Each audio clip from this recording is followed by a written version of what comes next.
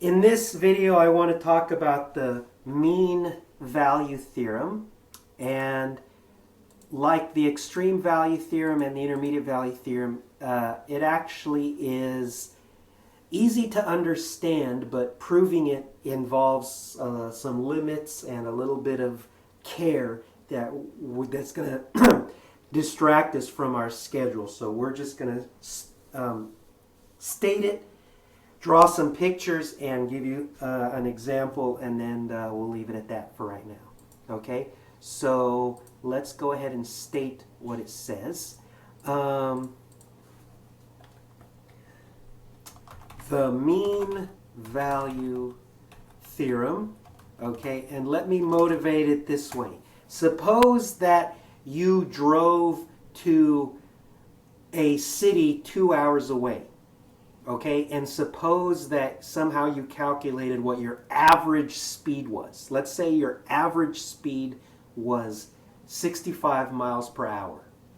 Okay, now if you've ever looked at your speedometer on a car, I think you would agree that it dances around. Sometimes you're going 66, sometimes you're going 64, maybe you're going 70. Maybe you have to slow down, so you go 60 for a while. Okay, so it's jumping all over the place, but then there's some average. Okay, let me ask you a question. Was your speed, your instantaneous speed, was it ever exactly equal to the average? Okay, so in other words, were you ever going, if your average speed for the trip was 65 miles per hour, were you ever going exactly 65.00000, etc., miles per hour? Okay, that's what the mean value theorem gives you. At some point, the average is the instantaneous speed is equal to the average speed, or in calculus terms, the instantaneous slope, in other words, the derivative, is equal to the average slope for the interval. Okay, now it's not always true that the average is going to give you some value. All right, for example, suppose you were talking about the results of a test. Suppose the average was 81. Okay, some people got above 81, some people got below. Is there any reason why somebody has to have gotten exactly the average, 81? No, of course not. Everybody could have been above and below. You could have half the people got 100 and half the people got something below 81. Okay, so no one in that case would have gotten this exactly 81. The mean value theorem gives you a situation where you are guaranteed to get an average. All right, so let me go ahead and say it precisely. Okay.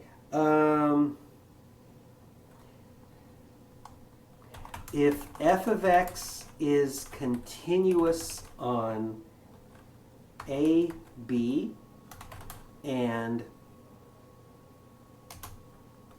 differentiable on the open interval, so in other words, it doesn't have to be differentiable on the endpoints, just on the interior points,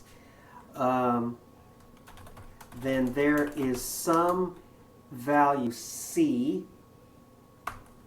between a and b such that f of c is equal to the average slope,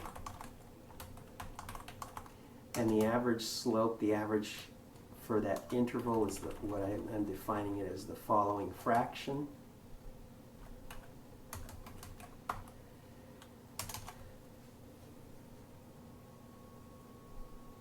Okay, so let's draw a picture, and that might make it more clear. Okay, first let me repeat the theorem one more time. So if it's continuous on a closed interval and differentiable on the interior, there's some point on the interior such that the derivative at that point is equal to the average slope for the interval. All right, so a picture's worth 1,000 words. I think this will really help. So let me just sketch any random curve on this. Okay, so suppose that I had this curve. Okay, and so now I want to talk about the what's the average slope for that curve. So what I would do is I would look at the endpoints and I would find the slope of the line between the endpoints. So the slope of that red stick is the average. It's the right side of my expression there in the mean value theorem. Okay, so now the question is there any point on the blue line where the derivative is equal to the slope of that red stick?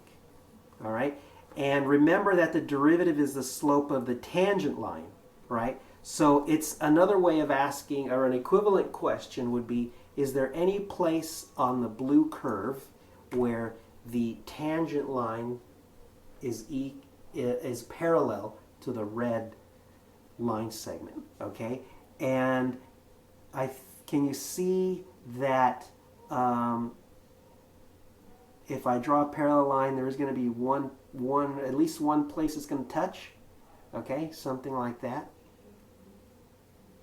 Okay, so I challenge you to draw a curve. I challenge you to draw any blue curve between those two green dots, okay, such that I won't be able to draw a purple tangent line parallel to the red line segment. Okay, you won't be able to do it. That's why this is what the mean value theorem guarantees for us.